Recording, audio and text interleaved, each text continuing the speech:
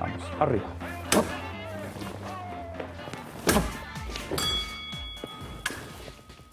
Hop. Hop. Hop. Hop.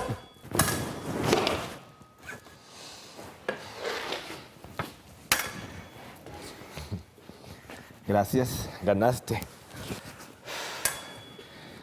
Hola, estamos aquí con Alex Schlenke, esgrimista y además cineasta. Ganador de la última convocatoria del Consejo Nacional de Cine con su proyecto Distante Cercanía. ¿Cuál es ese proyecto y en qué etapa va? Distante Cercanía es un guión que empecé a escribir en la escuela de cine en Alemania en los 90s y que buscaba de alguna manera parodiar el Tercer Reich, ¿no? Yo soy mitad alemán, mitad colombiano, pero llevo ya en Ecuador muchos años. Pero pertenezco pronto a esa generación que sigue haciéndose preguntas sobre el Tercer Reich.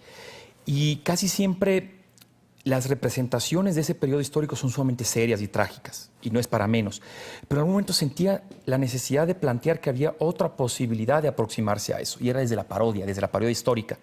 Entonces empecé a bocetear una historia ambientada en los Andes, donde un hombre especulador consigue marcos alemanes creyendo que es la moneda del futuro, porque Hitler ha dominado la mitad del mundo, y cuando al fin tiene mucho dinero y muchas deudas, porque para comprar esos marcos alemanes se han deudado, descubre que ya no hay el Tercer Reich, que es mediados del 45 y que el dinero no sirve. Y alguien le dice, bueno, llevemos este dinero a un pequeño pueblo y abramos un banco. Entonces, Distante Cercanía cuenta la historia de un hombre que abre uno de los primeros bancos corruptos en un pequeño estado andino. Le vamos a preguntar acerca de su trabajo y de específicamente una película que hizo hace poco, El Duelo. El Duelo es justamente acerca de la esgrima. ¿Por qué decidiste usar este tema? Hay varias razones ahí. Yo he hecho esgrima casi toda mi vida, ¿no? En octubre de este año voy a cumplir 30 años de esgrimista. Y era siempre como el espacio en el que me movía, ¿no?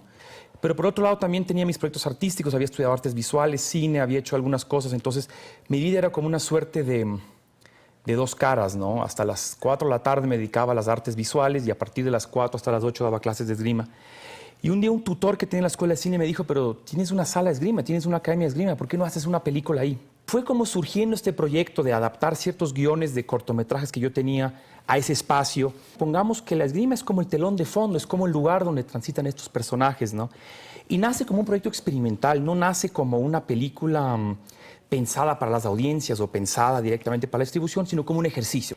Pero fue avanzando y empezó a llegar material y un día decidimos que ya no era ejercicio, sino que de pronto podíamos darle una cierta seriedad, terminar eso como un proyecto y convertirlo luego en una edición. Y fue un proyecto de casi 4 años en donde fuimos como explorando cosas, ¿no? ¿Y por qué el duelo? Vi la película, pero ¿cuál es el duelo? ¿Hay una metáfora que...? Hay muchos duelos, ¿no? Hay muchos duelos. Sí. La historia central es la historia entre este perito, este psiquiatra perito, que va a entrevistar a un francotirador criollo, como lo titulamos en la película. Eso nace de un diálogo con un amigo que vivía en Washington en la época en que había este francotirador en Washington que se apostaba en ciertos lugares. Y yo decía, bueno, ¿qué pasaría si hubiera esa contraparte acá? ¿Cómo sería un francotirador criollo? La metáfora inicial es esa, entre el duelo que hay entre este perito psiquiátrico que quiere como entrar en la mente de este otro personaje. Ese otro personaje que es difícil de escudriñar, difícil de acceder, es como hermético el personaje de Camilo. Pero ahí van saliendo como otros duelos, ¿no? Los duelos entre una pareja, los duelos entre un periodista y un anciano que es un maestro de esgrima, los duelos entre dos amigos, y van como avanzando estas metáforas del duelo. Y bueno, ¿qué es la sociedad contemporánea sino una gran suma de duelos, ¿no? Yo necesitaba, después de la escuela de cine, exorcizar una cantidad de cosas que quería probar. En la escuela de cine te prohíben hacer ciertas cosas. No hagas esto, no, es que no se hace así, no se hace así. Bueno, luego sales y los productores te dicen, no hagas así, ¿no? Porque es que la película tiene que venderse. Entonces, bueno, decía yo, entonces, ¿cuándo voy a poder explorar? ¿Cuándo alguien me va a dejar probar mis cosas? Pueden estar bien, pueden estar mal, pero es un proceso que les permitió a los actores probar cosas, a los editores, a mí, desde la dirección y desde la cámara, sin ningún presupuesto. En realidad, es una película que se hizo pues con lo que teníamos, pero hubo todo un proceso de exploración y desarrollo de propuestas detrás de la cámara, un taller permanente de actores, un taller de exploración de imagen, un taller de escritura en el que participaban los actores. Yo decía, bueno, yo estoy escribiendo estas escenas, tratando, intentando llevar esto más adelante. Entonces vengan y nos reuníamos, discutíamos y hacíamos lecturas. ¿Y cuál es el duelo que tenemos que librar nosotros los que queremos hacer cine en este país? Es un duelo doble. Por un lado es el duelo para conseguir los recursos necesarios, ¿no? Si bien es cierto que el cine se ha ido abaratando en los últimos años y que hoy en día con una buena cámara digital y con una buena computadora ya tienes resuelto una buena cosa y cada vez hay más escuelas de cine y actores, pero hay que encontrar esos recursos, hay que asegurar esos recursos. Ese es el primer tema. Pero el segundo tema que yo creo que es igual de importante es el tema de las audiencias, ¿no? Si hacemos un cine, es un cine que tiene que ser visto. Hay que ir a las salas de cine, hay que ver las películas. Que criticar esas películas, hay que exigir qué queremos ver, qué historias queremos que se cuenten. Creo que la primera parte está en manos de los realizadores, pero la segunda no únicamente en manos de los realizadores, ¿no? El público. El público, los gestores culturales. Es importante llevar el cine a las aulas de las escuelas y de los colegios, es decir, así como nuestros niños leen literatura nacional, latinoamericana y literatura universal, tienen desde la escuela empezar a ver cine, para que cuando lleguen a cierta edad digan, bueno, voy a ir a ver cine porque es parte de mi identidad, es parte de mi memoria, es parte de esta construcción crítica que tengo yo para insertarme en la sociedad. Seguiremos entonces en este duelo. Gracias, Alex. Gracias a ti. Gracias, y cineasta y mi profesor de esgrima por hoy.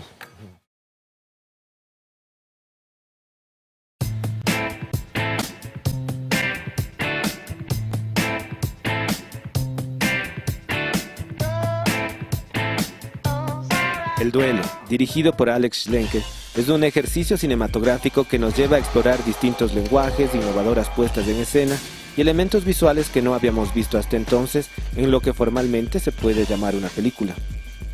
De hecho, no lo es, según su propio realizador. El proceso comenzó sin muchas expectativas y poco a poco se convirtió en un largometraje, en medio de un proceso creativo arriesgado y nada convencional. El duelo es la historia de un francotirador criollo que elige sus víctimas al azar y que empieza a aterrorizar a una ciudad entera que no sabe quién es el misterioso asesino y que empieza a especular motivos y a generar odios al mismo tiempo que miedos. Esta información nos llega gracias a flashbacks del asesino, quien al principio de la película ya está encerrado y le cuenta la historia a regañadientes a un psicólogo interpretado por el propio Schlenker, que lo visita en su encierro con el fin de ayudarlo y por suerte también con el fin de ayudar al espectador a enterarse de todo lo que pasó. El psicópata también asiste a una escuela de esgrima y ahí conocemos más de su vida diaria, sus amigos, su gente, y se esclarece un poco la metáfora del duelo cotidiano que tiene cualquier humano con su entorno.